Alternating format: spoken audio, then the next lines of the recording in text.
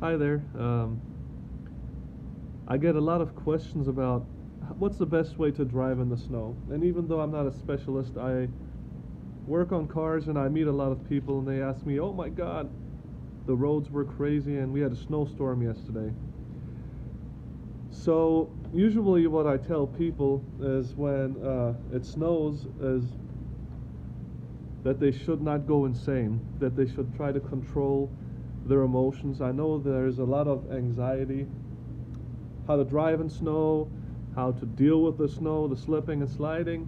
Everybody deals with that. But if we can control our feelings a little bit and keep our minds right, maybe we can stay that much safer. But the safest way to drive on icy streets is to not go on those streets at all because there is really no sure way of staying safe on an icy road because it can slip and slide at any time. But there's ways that you can drive and minimize the possibility of, let's say, an accident. So the best thing to do is not go insane. The second best thing to do is probably stay home because leaving home during an ice storm is a little bit insane. But anyway, when you're at a complete stop, I see people pedal to the metal, and I just don't understand it because once the wheels spin, then the wheels have no traction.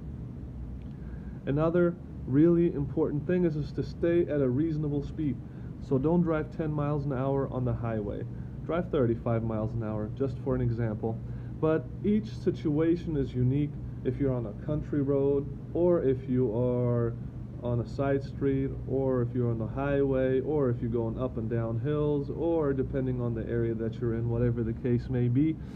So stay at a reasonable speed. Don't go too slow and tick off everybody behind you. Don't go too fast and kill yourself. Stay somewhere in the middle. Then I see a lot of people and they just sit there and swerve back and forth between lanes trying to take over, and makes no sense to me. Stay in your lane and stay there unless you have to make a move and get off or on the exit or whatever it is that you have to do in order to get where you are going. But try to stay in your lane as long as possible. When you decelerate, it's going to be slippery, so don't just hit the brakes because the car is going to be sliding because the tires are locking up and they don't understand what to do. So the best thing to do is to sometimes maybe brake softly, take your foot off the brake, brake softly, take your foot off the brake, and do that a few times to slow the car down a little bit, so when you get to the light, you don't make a last-ditch effort to get the car to stop. By then, the car will have decelerated a little bit. Another pretty smart way to do it, if you can, is to take your gear selector and take it from drive and put it to the number 1 that's located on your gearbox, but probably not something you want to do at high speeds. Maybe at lower speeds between 15 and 25 miles per hour, you can get away with it if you find yourself in trouble. Now, a lot of people, what I've noticed is they'll take a corner, they'll start sliding, then they hit the brake. That is probably also a pretty bad idea, because when you go into the corner, by the time you get there, you should have already decelerated enough to where when you take the corner, you're not going to hurt yourself. You can take the corner, whatever it takes, 2 miles per hour, 3 miles per hour, 5 miles per hour, just at a really low speed. Because number one, you don't want to go into a corner fast anyway. But when it's slipping and sliding, those corners are going to be even more treacherous. So try to slow down before the corner and don't mix cornering with braking. You will slide for sure, even if you're going at a very, very low speed. Now another thing is when I drive up and down the street, I see people on hills.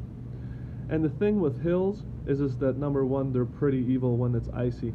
But one of the ways that you can help driving up and down hills, particularly up the hill in this example, is always be soft on the gas pedal.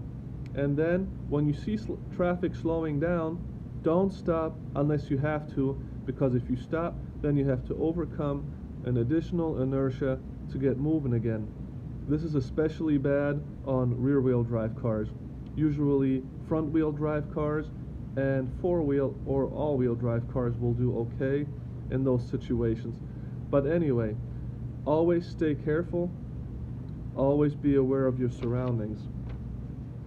Another thing is that when people panic, they during, let's say, the car is sliding or the car is spinning, a very scary situation, the car is already in the state that it's in. It's slipping and sliding. So one of the things that I've seen people do is turn the steering wheels really aggressive like that. And even though it feels like it makes sense, sometimes that is not the best route to take in a situation like that. Another thing is the traditional brake stumping when you're slipping and sliding. It's going to even cause more of the slipping and sliding that you're experiencing. And then of course another classic is just hitting the gas pedal. The best thing to do when a car is slipping and sliding, and I can only speak from my own experiences, but sometimes what I do is I try to do some of the things that I've talked about before. I will put the car in a lower gear if I can react fast enough.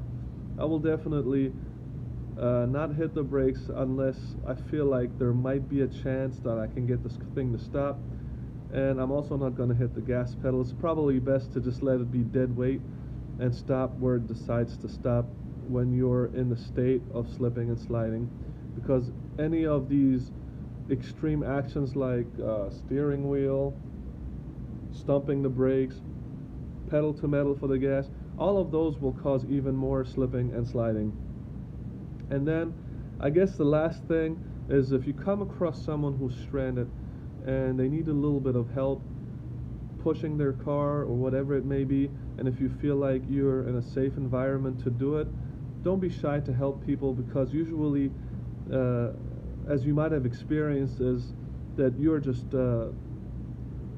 happy to receive any type of help during a situation like that, because waiting on the tow trucks and waiting on I don't know, AAA, it might take a while and it's cold and people want to get home to their families and want to relax. So if you find it in your time to help someone, help them. With that, I hope I was able to talk about a lot of the different ways that you can minimize driving through the snow, and until then, I wish you guys all the best and stay safe.